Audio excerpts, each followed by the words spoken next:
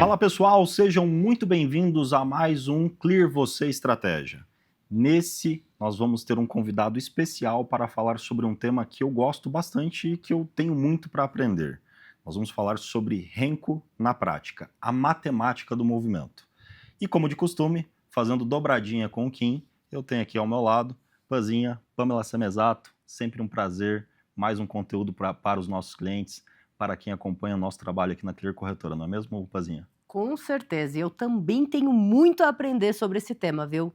E é um assunto que a galera gosta muito, né, Kim? É assim, ó, todo mundo que usa Renko ama Renko. E aqui a gente vai começar do começo. Nesse episódio nós vamos conversar bastante sobre o que é Renko e como que ele organiza o caos do mercado usando aquela maneira diferente de olhar para o gráfico. E nós estamos aqui com ele, Júnior Viana. Tudo bem? Seja muito bem-vindo aqui com a gente. Tudo ótimo. Gratidão pelo convite. E vamos lá ensinar, explicar para a galera o que de fato é o Renko e como ele funciona. Júnior, só para dar um pouco mais de contexto aqui, se você puder, conta um pouco da sua história, como você encontrou o Renko, em que momento o Renko entra realmente na vida do Júnior Viana. Perfeito, vamos lá. Então, tenho quase 10 anos de mercado e fiquei quase ali 1 ano e meio só perdendo dinheiro no mercado. Até hoje não conheço ninguém que entrou no mercado e já saiu fazendo dinheiro ali. E então tive algumas dificuldades ali no início, não conseguia encaixar um operacional, uma técnica, ficava toda hora mudando, até que eu conheci o gráfico de Renko. Eu fui fazer uma aula com uma pessoa que dava cursos e ela falou sobre o Renko. E aquilo me despertou curiosidade. E a partir daquele momento, daquele dia, eu comecei a pesquisar, a estudar sobre o gráfico de Renko. Foi então que eu comecei a entender coisas que eu não conseguia entender antes no mercado. E tinham coisas que eu entendia, mas chegava na hora de colocar na prática, de visualizar ali com o mercado rolando, eu não conseguia. Tinha uma certa dificuldade. Quando eu passei isso para o Renko, começou a ficar mais simples, mais objetivo de enxergar aquilo que eu tentava enxergar no candlestick. Aí depois disso, não larguei mais o Renko. Já fazem praticamente aí vai fechar 8 anos que eu utilizo o Renko. Cara, muito legal. E olha só como é importante, né, galera? A primeira coisa que ele falou, ele começou estudando de diversas maneiras e se encontrou com o Renko. Então, quem sabe você também não se encontra, ou então até ajuda a colocar um temperinho a mais no seu operacional. E eu gostaria de começar do começo aqui, Júnior.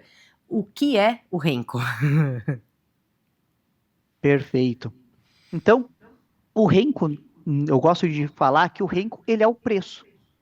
O que nós queremos saber ali no mercado, entender ali quando nós estamos operando?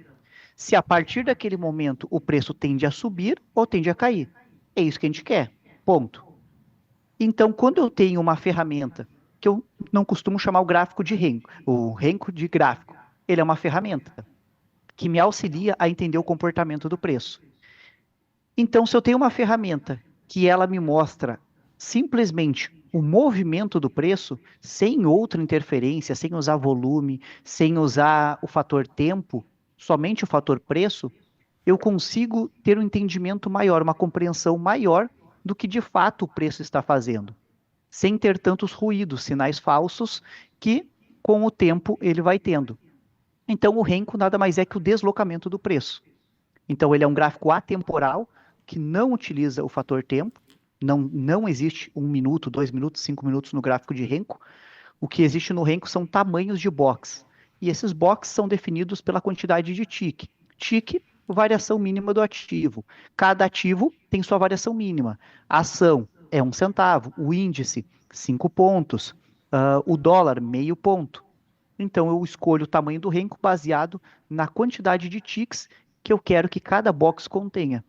Ou seja, ele só vai formar um novo box, um novo quadrado, se houver um deslocamento de preço mínimo na quantidade de ticks que eu escolhi acima ou abaixo do renco anterior. Então é isso que vai formar um renco, fazer um renco abrir ou fechar, não importa o tempo que leve.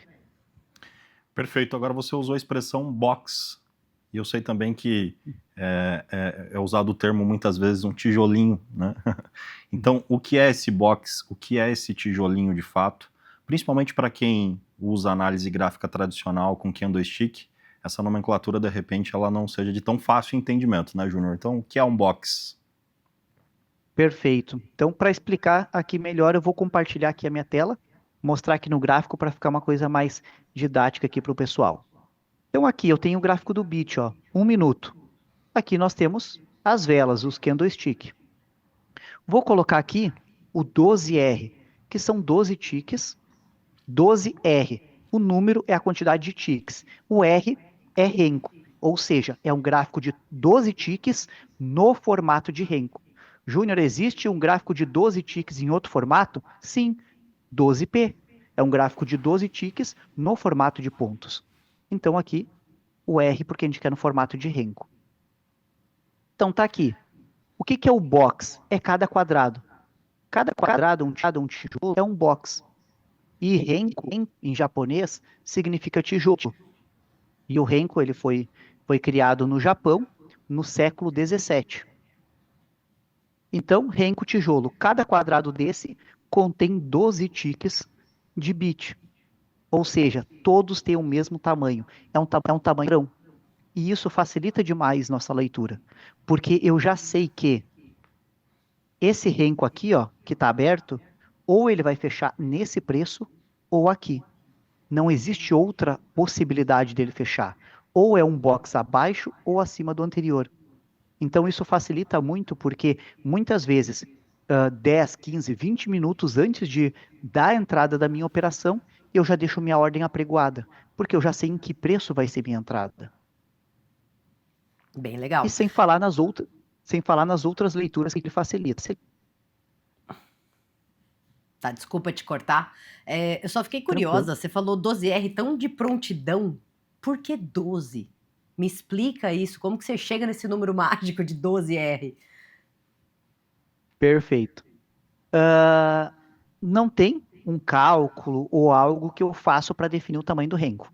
Eu usei diversas técnicas que mencionam por aí. Fazer por volatilidade, true range, mas não fica tão eficiente.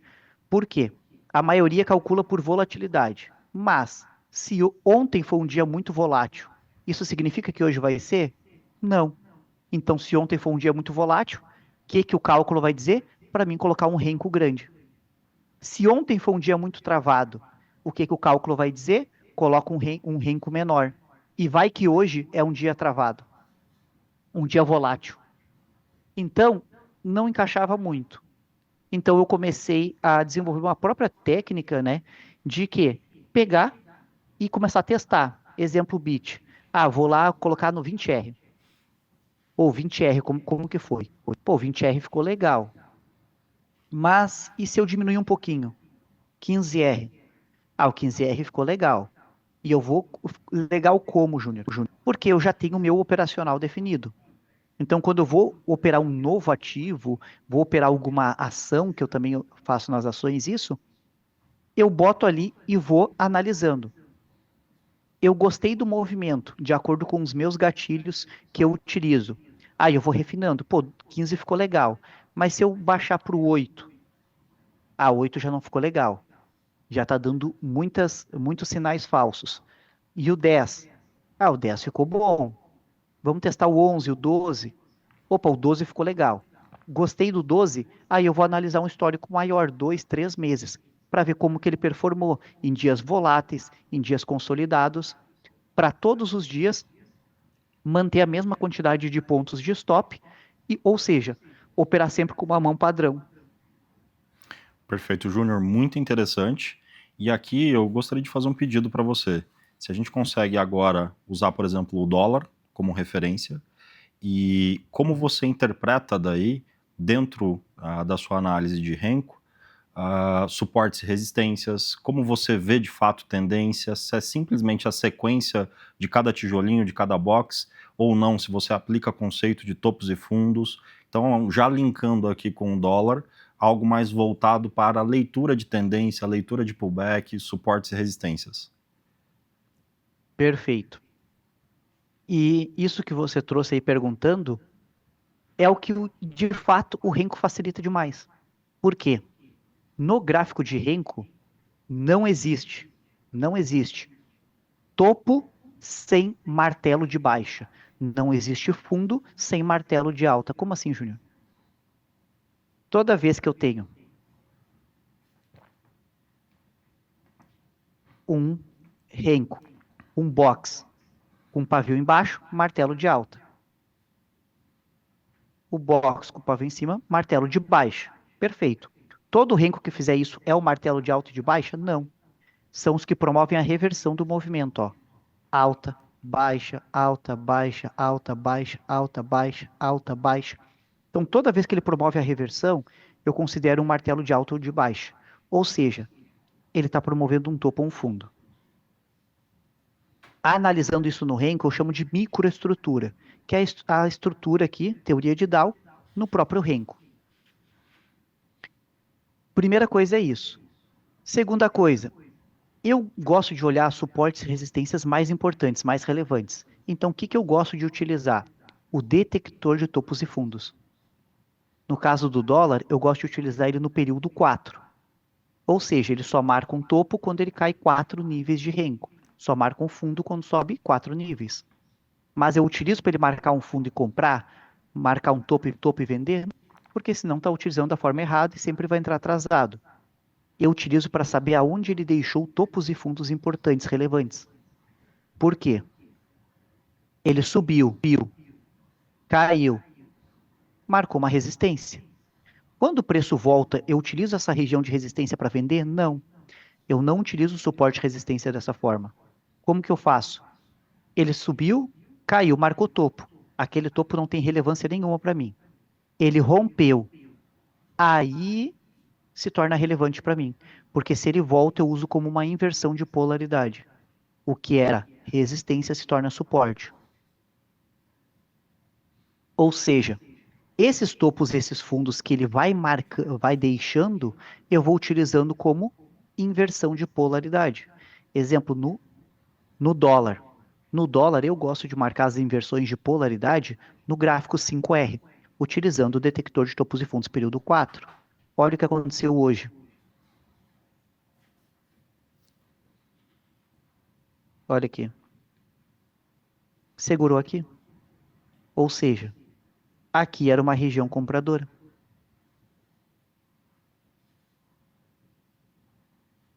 Então é dessa forma que eu utilizo suporte e resistência. Aqui. Aí ele rompeu. Júnior, mas como que tu faz para definir qual topo e qual fundo que tu vai marcar? Eu não defino, eu marco todos. Chegou nessa região, tu vai comprar, vai vender? Não, aí entra a análise. Mas me diz se é uma região compradora ou vendedora. Eu sei que aqui, em hipótese alguma, eu vou comprar. Mas existe a possibilidade de vender. Eu sei que aqui, eu não vou comprar, mas eu tenho possibilidade de vender. Então é dessa forma, ó, que eu utilizo o suporte e resistência. Eu marco no 5R e depois desço o tamanho do Renko por 3, por 4, para pegar os meus gatilhos de entrada. Então, Excelente. é dessa forma que eu utilizo o suporte e resistência. Excelente, muito bom, né, Pazinha? É o jeito que eu gosto também, viu? Essa história de vender resistência aí geralmente não encaixa com o meu perfil operacional, Júnior. Gostei. Deixa eu te fazer uma pergunta, talvez até que possa ser um pouco boba. A gente olha a tendência no Renko da mesma forma que a gente olha na análise técnica clássica? Os pullbacks, as correções, seria mais ou menos a mesma lógica? Sim, a mesma lógica. E é muito mais simples, fácil. Por quê? Vamos lá. Estrutura de alta, teoria de Dow, topos e fundos ascendentes. Então, o que eu gosto de fazer? Uma frase de Charles Dow, toda tendência é válida até que haja reversão. Perfeito. O que eu gosto de utilizar como reversões? Ou ele vai vir e promover um topo mais baixo que o anterior, ele parou de fazer topos e fundos ascendentes. Ou ele vem e rompe o fundo anterior. Enquanto ele não promoveu uma dessas duas reversões, eu continuo na tendência de alta. E a mesma coisa na baixa. Ou ele vai promover um fundo mais alto, ou ele vai romper o topo anterior. Ou seja, e onde que eu analiso isso? Aqui. Olha como fica mais fácil.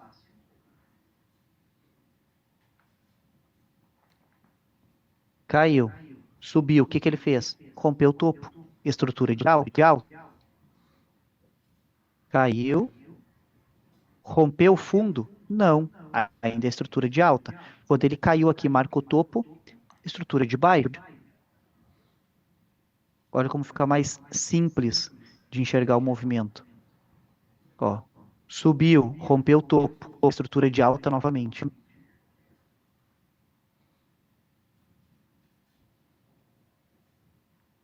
Ah, mas ele tem que marcar um fundo para te comprar? Não. Eu fui pegando, o meu operacional fui montando um pouco com cada mentor. Eu peguei um pouco que eu aprendi com o Stormer, peguei um pouco que eu aprendi com o Oliver Vélez, eu peguei um pouco que eu aprendi com o Bo Williams. E uma coisa do Stormer, que numa aula dele, se eu vou esperar formar uma LT para comprar, eu já estou comprando mais caro depois que formar a LT. Então, por que eu não entro junto na formação da LT?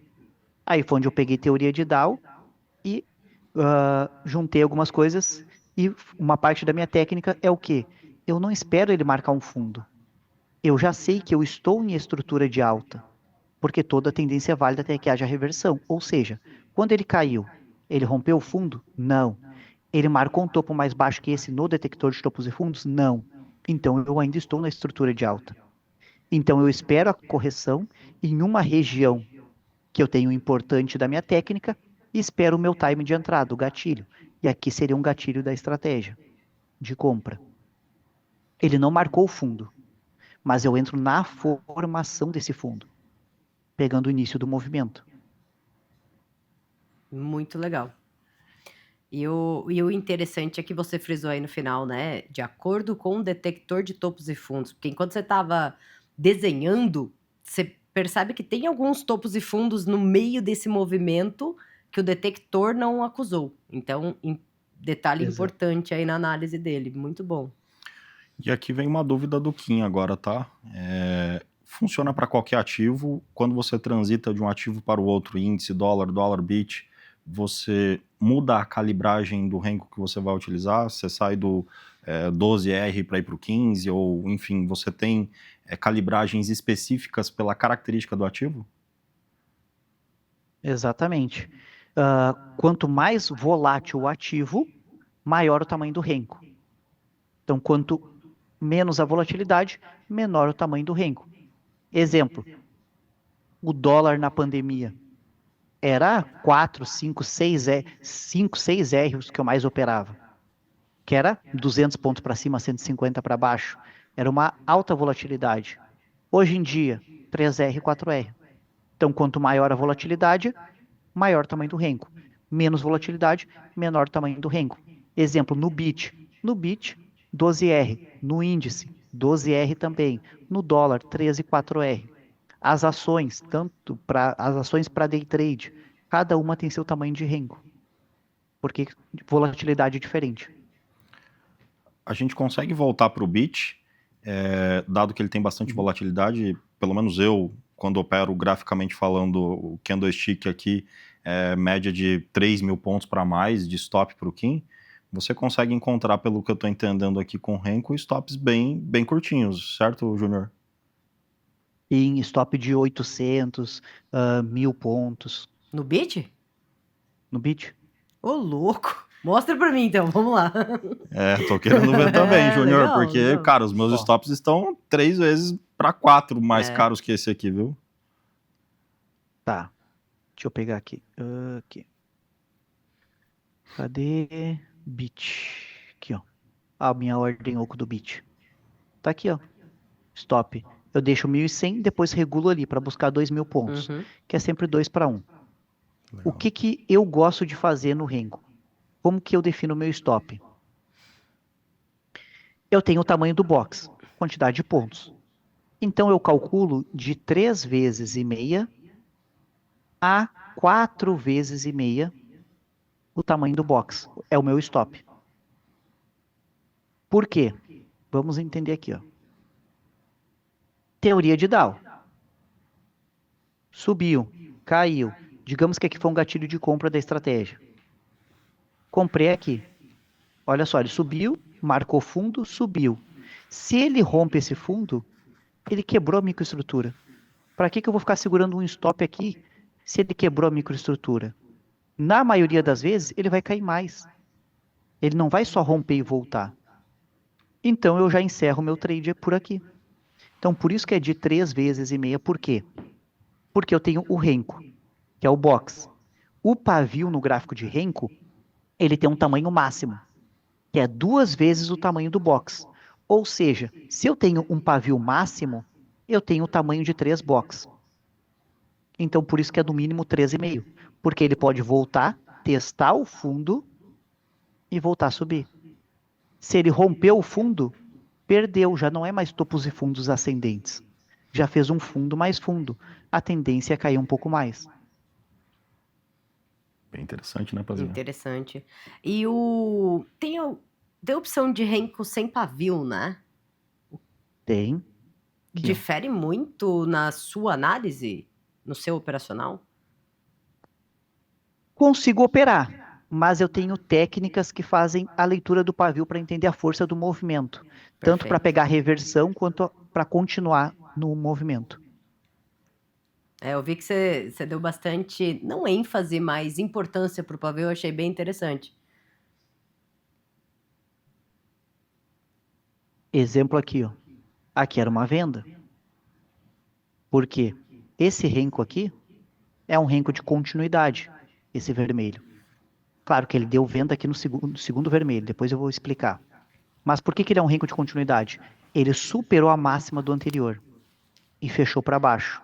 Então é como se fosse um engolfo. Mas eu só uso esse tipo de padrão quando ele ocorre no terceiro Renko do movimento. Ó. 1, 2, 3. Se fosse lá no quarto, quinto, sexto, eu já não uso porque está mais esticado. Eu uso no terceiro, porque o terceiro é o primeiro Renko que pode promover Renko de continuidade. Porque o primeiro é o martelo, o segundo nunca supera a máxima do primeiro, então Renko de continuidade é a partir do terceiro. Porque se eu pegar aqui, ó, quer ver? Olha aqui, ó, outra entrada, ó, Renko de continuidade. Terceiro Renko, ó, superou a máxima, fechou para baixo. Isso eu estou no 12R. Se eu pego um fractal menor, um tamanho de Renko lá, um 6R, deixa eu carregar aqui. Olha o que eu tenho ali. Eu tenho um pullback. Então o Renko de continuidade nada mais é do que um pullback, uma correção no fractal menor para continuar o movimento. Muito bacana. Bem legal. E o que eu estou conseguindo entender aqui, por exemplo, quem quer começar no mercado com um contrato de bit, com stops desse tamanho, Putz, você consegue com um capital bem acessível, realmente é uma porta de entrada bem interessante, olhando por esse ângulo de como ele transforma as oportunidades em oportunidades mais, abre aspas, baratas do que, por exemplo, para o meu setup propriamente dito, tá? Fazendo comparação com a maneira com que eu opero, onde eu tento colocar os meus stops. E eu não sabia dessa regra, tá? Que você explicou, Júnior, das 3 vezes o tamanho do box que você está usando ali, como o pavio de fato se forma. Então está sendo um grande aprendizado aqui para mim também nesse episódio. Não sei para a Panzinha. pô, já vou colocar na minha outra tela, assim que acabar essa gravação aqui. Semana que vem as transmissões da Clear são via Renko, tá, Júnior?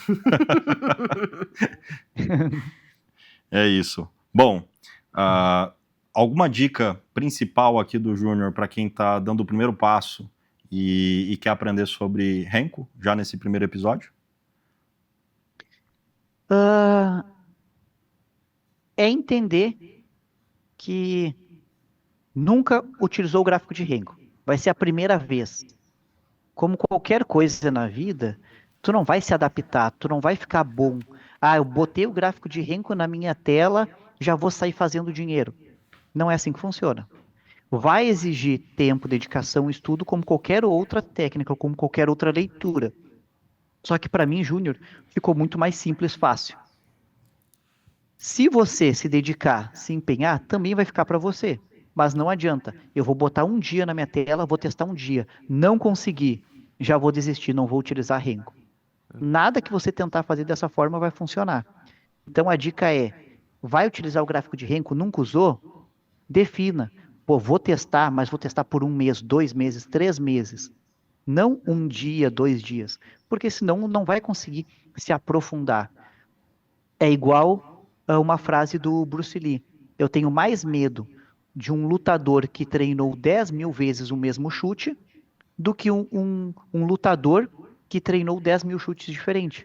Porque aquele que treinou o mesmo chute 10 mil vezes, ele sabe a velocidade, a força, a inclinação, a distância para botar o golpe com mais precisão.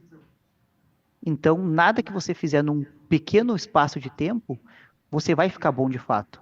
Então, é se dar tempo. Exemplo, já são praticamente 8 anos usando só o gráfico de Renko para operar. Não é 2, 3 meses, 1 ano, 2 anos.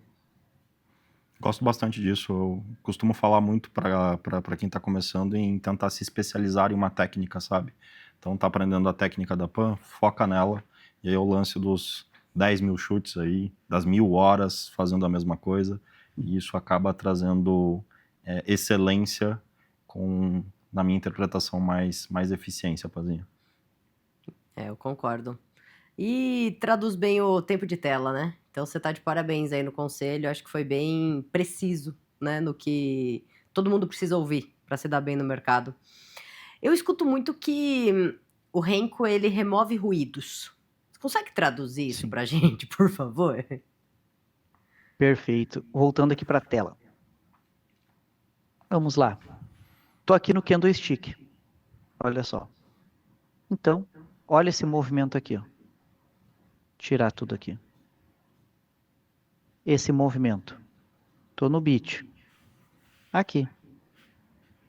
Perfeito. Quando eu coloco o gráfico de Renko, olha o que eu tenho. Eu consigo enxergar mais os movimentos, ó. Teoria de Dow. Ó. Fica mais simples, mais objetivo de traçar uma LTA, LTB, suporte, resistência. Quando eu coloco o detector de topos e fundos, eu tenho uma visão mais macro. Aquilo que eu mencionei, toda a tendência é válida até que haja reversão. Subiu, rompeu o topo? Não, tá nítido que ele não superou o topo. Então a estrutura ainda é de baixa. Olha o que ele fez no terceiro Renko. Outro Renko de continuidade. Então eu consigo entender mais as figuras, os padrões. Consigo visualizar bem, ó,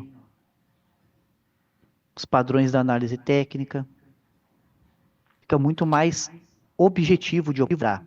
Ah, é uma coisa milagrosa, uma coisa mágica? Não. Só que ele facilita a visualização. Olha isso aqui. Uma cunha de baixo. Então, quando ele perde, fica nítido o padrão, a figura que ele está fazendo. Então, fica mais fácil assim, ele tira um pouco do ruído, do caos ali, ele ajuda a organizar a informação. Perfeito. Júnior, excelentes colocações para esse primeiro episódio. Eu estou aqui de queixo caído e, sinceramente, ansioso para a gente aprofundar ainda mais, né, no próximo episódio, onde a gente vai trazer muito mais profundidade, de fato, na leitura de Renko, interpretar mais como tomar, de fato, a decisão de compra ou de venda e, claro, por que não, né, Pazinha? Colher o máximo possível do que o Júnior tem para ensinar a gente aqui. Dá para dizer que nessa primeira aqui ele mostrou pra gente uma florzinha. Agora ele vai mostrar uma parte maior ali da floresta no próximo episódio. É isso. Te esperamos no próximo episódio, que nós vamos chamar de O Tripé do Renko. Até lá.